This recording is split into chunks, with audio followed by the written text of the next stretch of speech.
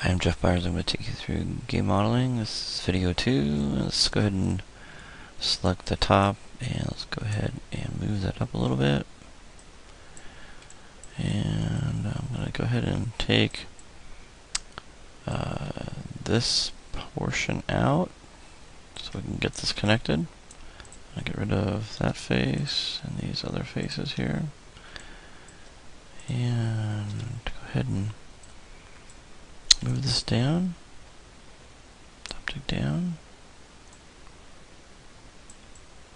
and let's go ahead and get it pretty close to the bottom part. So let's go to the side view and kind of take a look at that.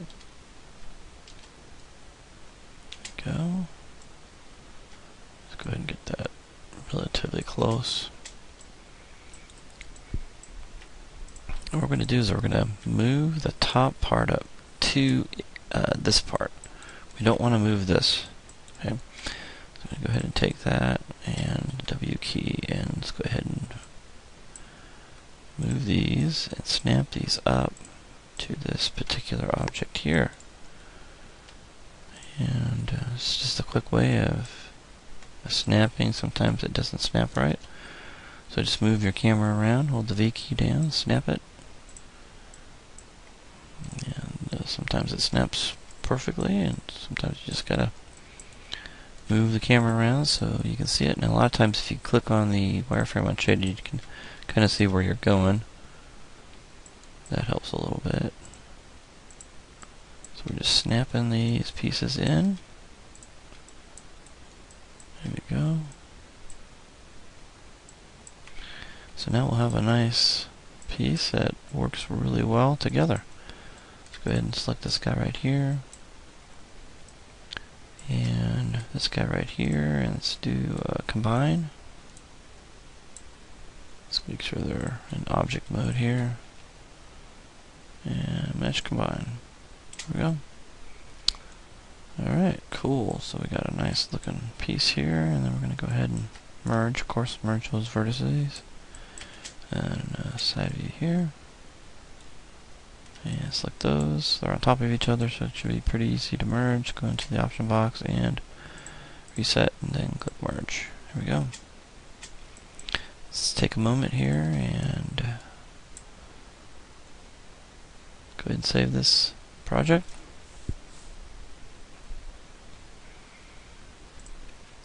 I'll go ahead. Click on new project.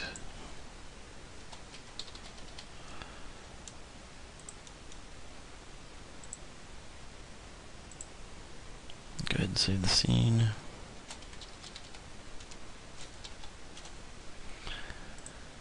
Alright, so this is what we've got so far. And let's go ahead and, since this is going to fit into this piece here, let's go ahead and maybe thin this part down a little bit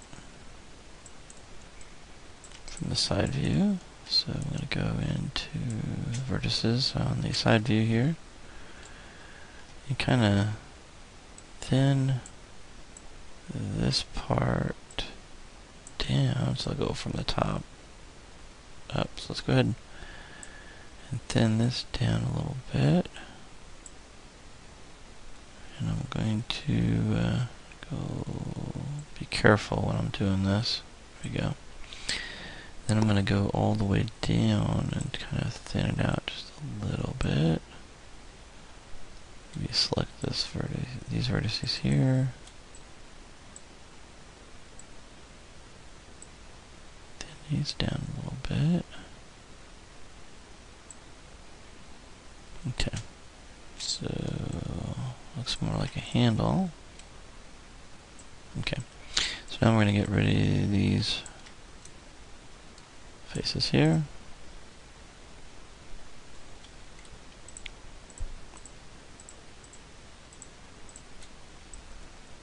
Let's make sure I don't select anything else accidentally. So sometimes I put in wireframe. Go ahead and delete. So Oops, I didn't need those faces there. Really hate to make this too thick, so I might have to squeeze this down a little bit more to make this work. So let's go ahead and do that. Let's go ahead and squeeze that down a little bit. Let's go ahead and go to Edit, Delete by Type History, Modify Freeze Transformations, and of course Center Pivot. There we go. Let's go ahead and squeeze this down a little bit more. There we go. That's getting to be a little bit closer to what it should look like. Anyway. And we can make adjustments from here probably to get it really close. Alright, now we have to make a decision on this. Do I want to add a little more detail in here? Probably. Let's go ahead and insert edge loop tool. Go ahead and add edge right here. And an edge right here. There we go. That's going to cause us to create a lot more polygons.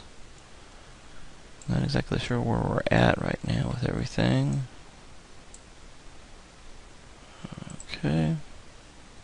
272 is not too bad. Let's go to the side view. And a lot of this detail will come from normal maps, of course. Let's go ahead and just tweak this out a little bit. Kind of give it some shape. Again, this is a gaming model, so there's only so much you can do. You might want to go in here and just kind of move these around a little bit to kind of give it that uneven shape.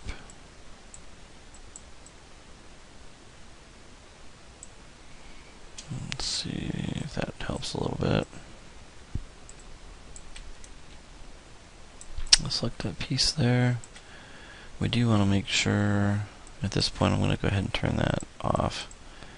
Let's go into wireframe. Let's go ahead and turn on the grid again. And we want to go ahead and get these snapped to the grid so they will work a little bit better. This could be a problem. Let's see here. Let's go D and V. I'm holding D and V to kind of snap that and then let go, and then we'll go ahead and snap this to the grid. Okay, let's go ahead and snap this to the grid. So let's get these as close as we can. Let's go ahead and mirror this over. I'm going to go ahead to delete by type history. And then mirror that over. Go to duplicate special. Edit reset settings, and we're going to do it in the X, negative X. So we're going to scale it X, negative 1. Go ahead and duplicate special. There we go. And didn't quite do what I wanted, kind of offset a little bit. I think that's my fault. Let's go back in here and Control Z that.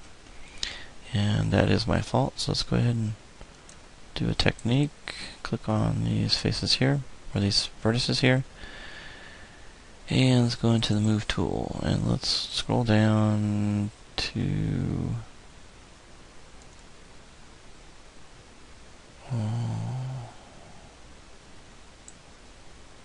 that's turned off, so let's go into the grid snap and let those snap. There we go. So that'll line up. There we go. That's all we needed to do. Let's retain component spacing back on again.